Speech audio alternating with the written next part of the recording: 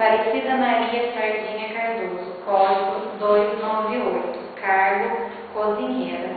Qual sua idade? 50 anos. Qual seu estado civil? Casada. Há quanto tempo?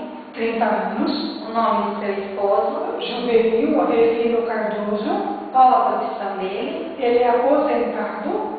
Tem filhos? Tenho 2. Qual a idade?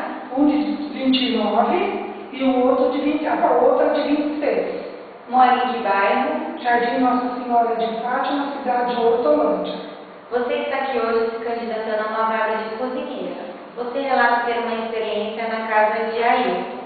Como era a sua rotina na casa? Minha rotina era tranquila, trabalhava normal, sem perturbação nenhuma, os patrões maravilhosos que eu tinha e eu cumpria a tarefa normal. Quanto tempo ficou na casa? Na casa fiquei 2 anos e 1 mês. Por qual motivo saiu? Ela falou motivos de... eu estou reduzindo os custos. Você bebe? Não bebo. Fuma? Não fumo.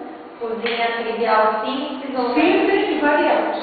Você tem disponibilidade para dormir no serviço? Uma vez ou 2 na semana, sim, em ocasião de festas. Tem disponibilidade para início imediato? Sim.